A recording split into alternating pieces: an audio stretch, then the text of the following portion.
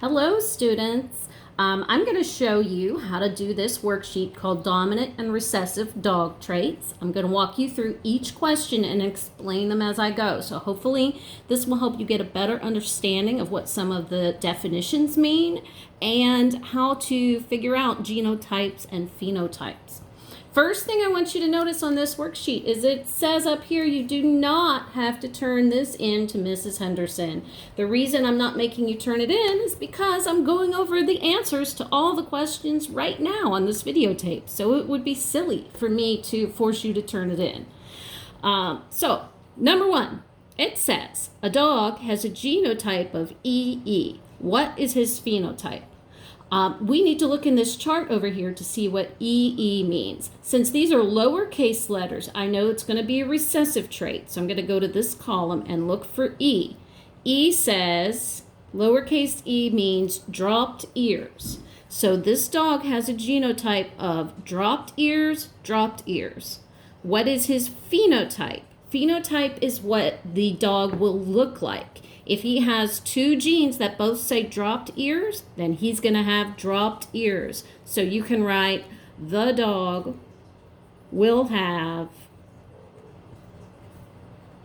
dropped ears. That's what the dog will look like. That's his phenotype. Let's go on to number two. A dog has a genotype of capital W, capital W. What is her phenotype? So we need to look in this chart over here to see what capital W stands for. Since it's a capital letter, I know it's going to be a dominant trait. And let's look for capital W. Here it is. Capital W stands for wiry fur. So this dog's genotype, the two genes that it got from its parents, say wiry fur, wiry fur. So what is that dog going to look like? What is his phenotype? It's going to have wiry fur. Instead of saying the dog will have wiry fur, I'm going to be lazy and just write wiry fur. Boom, done. The next question. A dog has a genotype of capital B, lowercase b. What is her phenotype? I need to look at this chart over here and see what does capital B mean and what does lowercase b mean. Capital B means brown eyes. Lowercase b means blue eyes. So this dog has genotype brown eyes, blue eyes. That is my cat's paw, by the way. He hears me talking about dogs and he's worried. Cougar, get off of my worksheet. So this says that the dog's genes that he got from his mother are brown eyes, blue eyes. So the question, what is her phenotype? We have to decide, is this dog going to have brown eyes or blue eyes? Well, since brown eyes is dominant, then this dog is going to have brown eyes. Whenever there are two different genes, you always go with the one that is dominant. That's what the dog will look like. So when you have two different genes, the dog is going to look like the dominant one.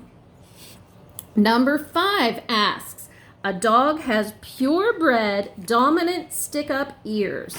What is his genotype?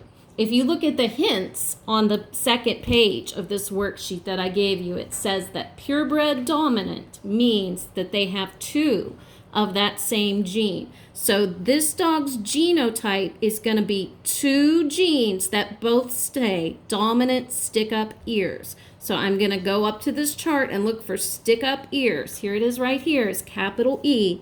His genotype is going to be capital E, capital E. And I know that there are two capital E's because it says that he's a purebred. When a dog is a purebred, it means they've got two of that dominant gene. And my cat really wants to mess with my camera. There he is. There's Cougar. Cougar, you've got to leave the camera alone. Okay, buddy? All right, let's go on to the next question. By the way, you can tell on this worksheet that I whited out question 4 and question 6. In case you were wondering, they were there, but I didn't like them, so I got rid of them.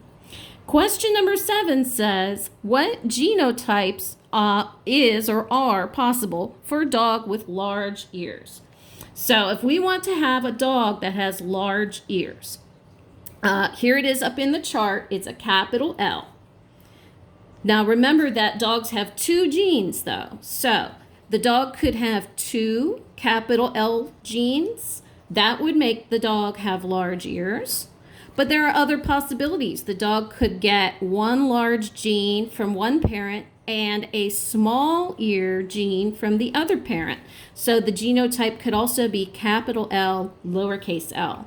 That would also give the dog large ears. If you want to, you can also put lowercase l, capital L on your list, but those are basically the same. It means you have one gene that is dominant and one gene that is recessive. So these two are the same, but if you put them both on the list, that's okay too. It doesn't hurt anything. Number 8 asks, what genotypes are possible for a dog with straight fur? So let's find straight fur on the list. Straight fur is right here. It's a lowercase c. I don't know where they got the letter C from, but that's what it is.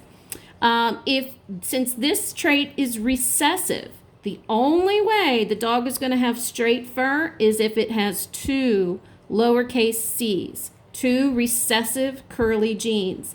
If it had a capital C and a lowercase c, then that dog would have curly fur. Oh, that's where they got letter C from, for curly. So it cannot have any capital C's in it, or else the dog will have curly fur. So the only answer for number 8 is lowercase c, lowercase c. Now we're going to get into the Punnett squares, and I love these. These are the best thing in science, are Punnett squares. This says, Fluffy and Fido are having a litter of puppies soon. Fluffy is purebred dominant for curly fur. Fido has straight fur. Complete the Punnett square. What are the chances of their puppies having straight fur? So Fluffy is a purebred dominant for curly fur. We're going to put Fluffy up here on the top. You put the mom or dad on top, and then you put the other parent on the side. So Fido is going to go on this side of the Punnett square. Now we're going to put Fluffy's genotype. Since Fluffy is purebred dominant for curly fur, if you look up in the chart, curly fur is capital C.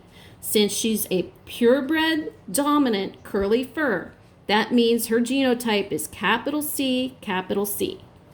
I would put that on top of the Punnett square. Fido has straight fur. So if we look up in the chart, straight fur is lowercase c. Since that's recessive, the only way Fido can have straight fur is if he has two lowercase c genes. Now, we've got the Punnett square set up. Now we can look at the possibilities for their children.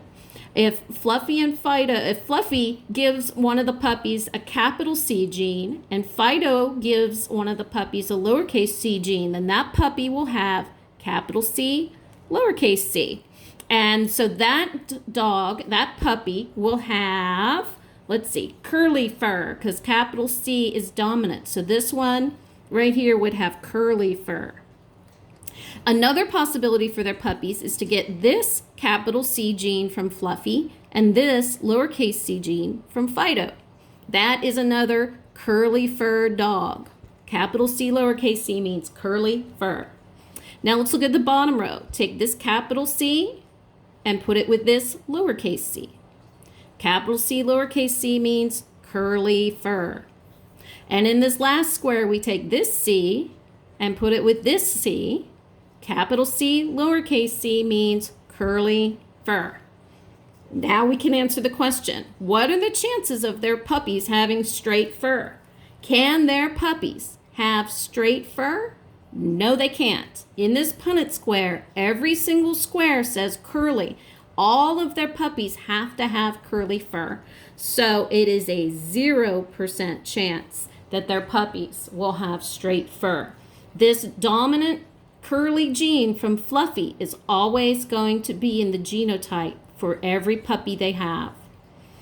Number 10, let's look at number 10. Buddy and Babe are both heterozygous for large ears. Heterozygous means that they've got the dominant gene for large ear. It means they have a capital L in their genotype.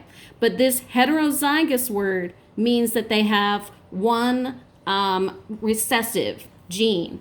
for that trait. So they have capital L, lowercase l. That's what the word heterozygous means. It means they have two different genes, but one of those genes is dominant, large ear. What kind of ears would their puppies most likely have? Complete the Punnett square and answer the questions below. So Buddy, I'm going to put on top. Buddy has capital L, lowercase l. And I know that because it says heterozygous for large ears. You don't have to know that word heterozygous for the test, by the way. On the side over here, I'm going to put Babe. It says Babe also has heterozygous large ears. So Babe is also capital L, lowercase l. Now let's complete the square. Capital L and lowercase l go here. Capital L, lowercase l. So this dog will have large ears. Large. This puppy would be lowercase l from the top, lowercase l from the side. That puppy has two genes for small ears, so that puppy will have small ears. On the bottom, we've got capital L from the top and capital L from the side. That puppy will have large ears. And in the last square, we have lowercase l from the top, capital L from the side. That dog will also have large ears because it has the dominant large gene in there. So question 1, how likely are the puppies to have the same genotype as their parents? Their parents' genotype were capital L, lowercase l. So how many in this square have capital L, lowercase l? There's 1, 2. Lowercase l, capital L is the same as capital L, lowercase l. They are the same. So there are 2 squares out of 4. 2/4 is equal to 50%. So the puppies are 50% likely to have the same genotype as their parents. Last question. How likely are their puppies to have the same phenotype as their parents? Their parents both have large ears. So how many of these squares have large ears? 1, 2, 3. 3 out of 4 squares say large ears. That is 75%. And we are done with the worksheets. Hope you enjoyed my video. And if you have any questions, feel free to email me and I will be glad to answer them. Thanks, guys. Bye.